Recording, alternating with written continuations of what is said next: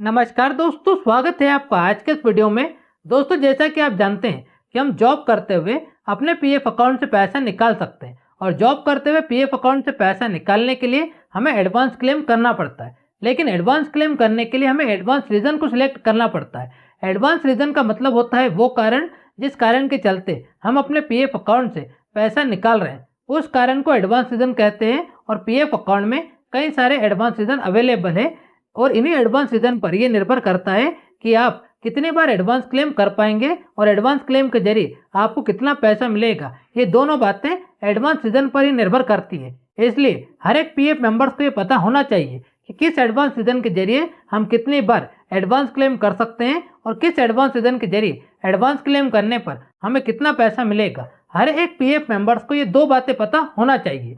तो आज के इस वीडियो में मैं आपको इन दोनों सवालों का जवाब बताऊंगा। तो चलिए शुरू करते हैं आज का वीडियो। और वीडियो शुरू करने से पहले आप सभी से रिक्वेस्ट है कि इस वीडियो को अभी से कर दीजिए लाइक, और चैनल पर अगर आप नए हैं तो चैनल को भी कर लीजिए सब्सक्राइब, क्योंकि ईपीएफओ से जुड़ी जानकारी आपको इस चैनल पर मिलती रहेगी।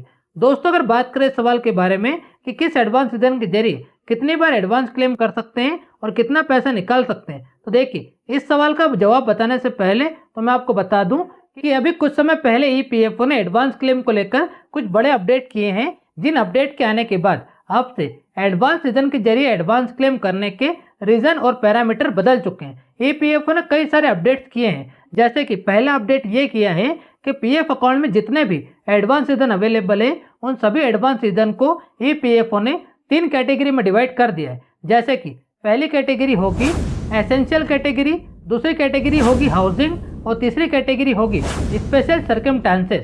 इन 3 कैटेगरी में ईपीएफओ ने सभी एडवांस रीज़न को डिवाइड कर दिया है। अब अगर बात करें इस सवाल के बारे में कि किस एडवांस रीज़न के जरिए हम कितनी बार क्लेम कर सकते हैं और कितना पैसा निकाल सकते हैं, तो देखिए, इस सवाल का जवाब खुद ईपीएफओ ने एक सर्कुलर जारी करके बताया है, जैसा कि आप यहाँ देख सकते हैं। ये सर्कुलर अभी ईपीएफओ ने जारी किया है, जिसमें ईपीएफओ ने बताया है कि किस कैटेगरी में कौन से एडवांस रीज़न आते हैं। इसी के साथ ये भी बताया है कि किस एडवांस रीज़न के जरिए आप कितनी बार एडवांस क्लेम कर सकते हैं और कितना पैसा निकाल सकते हैं।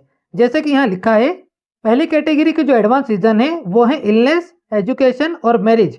तो इलनेस एडवांस रीज़न के जरिए आप एक साल में सिर्फ 3 बार ही एडवांस क्लेम कर सकते हैं। ये अपडेट आने के बाद का नियम है, लेकिन इससे पहले ये होता था कि हम इलनेस एडवांस रीज़न के जरिए एक साल में 12 बार यानी कि हर महीने हम एडवांस क्लेम कर सकते थे इलनेस एडवांस रीज़न के जरिए। लेकिन अब जब से ये अपडेट आया है तब से इलनेस एडवांस रीज़न के जरिए हम सिर्फ एक साल में 3 बार ही एडवांस क्लेम कर सकते हैं। वहीं दूसरा एडवांस रीज़न है एजुकेशन। तो इस एडवांस रीज़न के जरिए हम अपनी पूरी जॉब टाइम में 10 बार ही एडवांस क्लेम कर पाएंगे। वहीं तीसरा एडवांस रीज़न है मैरिज। तो इस एडवांस रीज़न के जरिए हम अपनी पूरी जॉब टाइम के दौरान सिर्फ 5 बार ही एडवांस क्लेम कर पाएंगे। ये पहली कैटेगरी के एडवांस रीज़न है जिसके बारे में मैंने आपको बताया है। अब बात करते हैं दूसरी कैटेगरी के बारे में, जो है हाउसिंग। तो इस कैटेगरी में हाउसिंग से जुड़े सभी एडवांस रीज़न आते हैं, जैसे construction of house advance, purchasing of house, repayment of home loan. तो हाउसिंग कैटेगरी में जितने भी एडवांस रीज़न है उन सभी एडवांस रीज़न के जरिए आप अपनी पूरी जॉब टाइम के दौरान सिर्फ 5 बार ही एडवांस क्लेम कर पाएंगे। तो ये है दूसरी कैटेगरी के एडवांस रीज़न जिनके बारे में मैंने आपको बताया। अब बात करते हैं तीसरी कैटेगरी के एडवांस रीज़न के बारे में। तो तीसरी कैटेगरी में बाकी के सभी एडवांस रीज़न आते हैं, जैसे कि purchasing of handicapped equipment, natural climate. इस तरह के सभी एडवांस रीज़न इस तीसरी कैटेगरी में आते हैं और इस कैटेगरी के सभी एडवांस रीज़न के जरिए आप एक साल में सिर्फ 2 बार ही एडवांस क्लेम कर सकते हैं। यानी कि इन एडवांस रीज़न के जरिए हम हर साल 2 बार एडवांस क्लेम कर सकते हैं। ये एडवांस रीज़न की तीसरी कैटेगरी है जिसके बारे में अभी मैंने आपको बताया। और ये पहले सवाल का जवाब भी है कि किस एडवांस रीज़न के जरिए हम कितनी बार एडवांस क्लेम कर सकते हैं। अब मैं आपको दूसरे सवाल का जवाब बताता हूँ कि किस एडवांस रीज़न के जरिए एडवांस क्लेम करने पर हमें कितना पैसा मिलेगा।